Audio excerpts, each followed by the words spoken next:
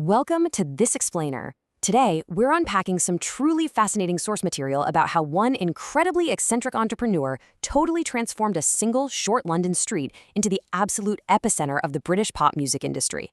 We're going to focus entirely on the business legacy of a man whose name you might not actually know, but whose blueprint completely shaped the music world as we know it today. Now, it's a bizarre contrast that we really need to explore. We're looking at a guy who personally believed that sex and smoking were just inherently bad. Yet, his fiercely aggressive business tactics and relentless hustle ended up laying the very foundation for London's notoriously wild rock and roll scene decades later. It's a crazy juxtaposition. Just listen to this exact quote from Lawrence Wright himself. This totally highlights his extreme personal conservatism. He basically saw music as a universal language, right? A pure substitute for all of life's vices. But while his personal morals were super strict, his approach to making money off that music was, well, anything but timid. Section 1. A tragedy sparks an empire. So, our story actually doesn't begin in some glamorous London studio. It starts far up north, in 1910, with a devastating mining tragedy in Cumbria that inadvertently funded an entire musical empire. Following the really tragic Wellington pit explosion in Whitehaven, where 136 men and boys lost their lives, a song called Don't Go Down in the Mine, Dad suddenly caught the public's imagination. Wright, who was just a Midlands-based publisher at the time, bought the rights to this song for a mere £5, and he ended up selling, get this, over 1 million copies of the sheet music. He gave a halfpenny from every copy to the disaster fund and then used the remaining honestly immense profits to bankroll a move to London. And the story of his arrival brilliantly captures his early hustle.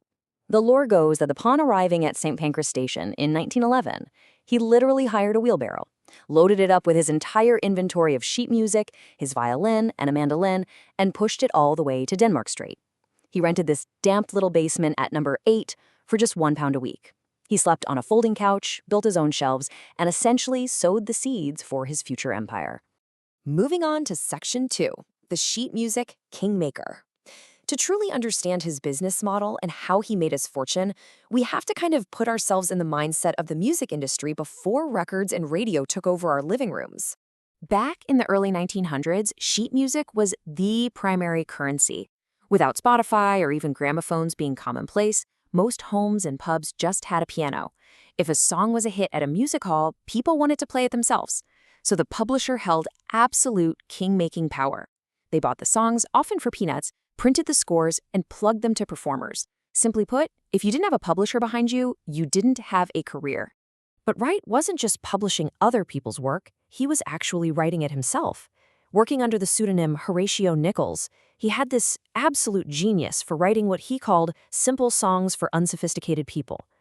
To put his success into perspective, 3 million is the number of copies he shifted of just one 1919 hit, that old-fashioned Mother of Mine, which was supposedly inspired just by overhearing a random conversation on the street. Section 3, Guerrilla Marketing 1920 style. Having built up this phenomenal product pipeline, Wright definitely didn't just sit back and wait for customers. He unleashed these outrageous proto-guerrilla marketing tactics that were, frankly, decades ahead of their time. His promotional genius was just unmatched. He stacked pure eccentricity right on top of aggressive marketing, so his songs were completely unavoidable. I mean, he was dropping sheet music out of airplanes onto beachgoers. When he wanted to promote I've Never Seen a Straight Banana, he offered a massive £1,000 prize to anyone who could produce one. His office was literally flooded with boxes of fruit until he finally paid out for the least curved one. He fundamentally understood that spectacle drove sales. Section 4, Controlling the Media.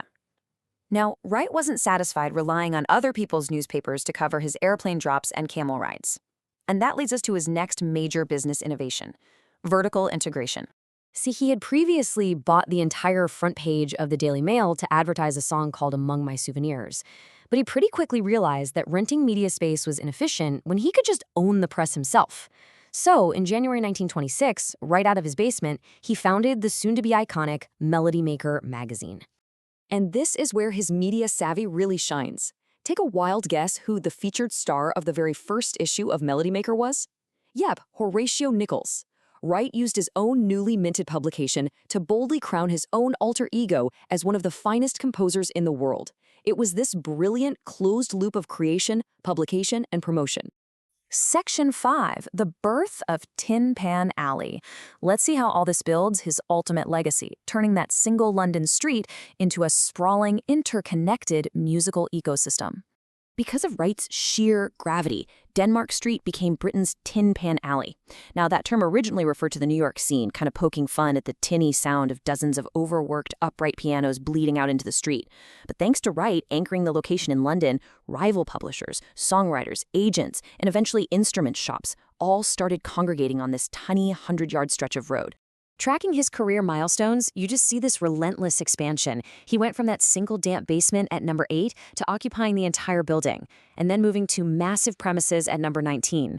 And he didn't stop at publishing and media. By 1933, he bought his own theater to stage live performances of his music. By the time he died in his hotel suite in 1964, he was universally revered by journalists and musicians alike as the grand old man of Tin Pan Alley.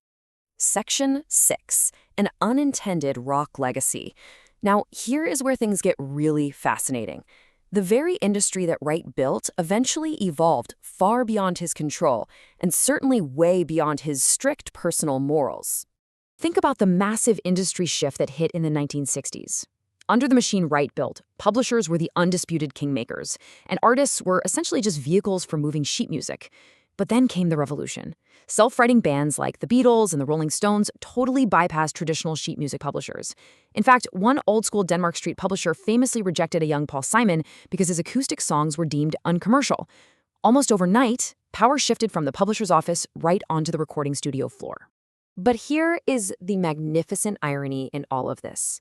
Even though Wright's specific publishing model was fading out, the physical ecosystem he seeded on Denmark Street became the exact incubator for the absolute legends of rock and roll. The Rolling Stones recorded their first album right there at number 4. David Bowie recruited his first band at the Cafe at number 9. A young Elton John got his start as an office boy packing sheet music at number 20. And the Sex Pistols, a band that, let's be honest, would have probably given Warren's Wright a literal heart attack, lived and recorded demos right above number 6. Which leaves us with this final, truly provocative thought. While his strict tea-drinking morals and his beloved sheet music are pretty much history, Lawrence Wright was the undeniable architect of it all. His wheelbarrow, his basements, and his aggressive PR hustle created the infrastructure. So take away the foundation he laid on Denmark Street, and would London's modern music explosion have even been possible? It's a fantastic question, and it really goes to show just how much today's rebel artists actually owe to a very conservative businessman from the 1910s. Thanks so much for joining me for this explainer, and keep exploring the history behind the music.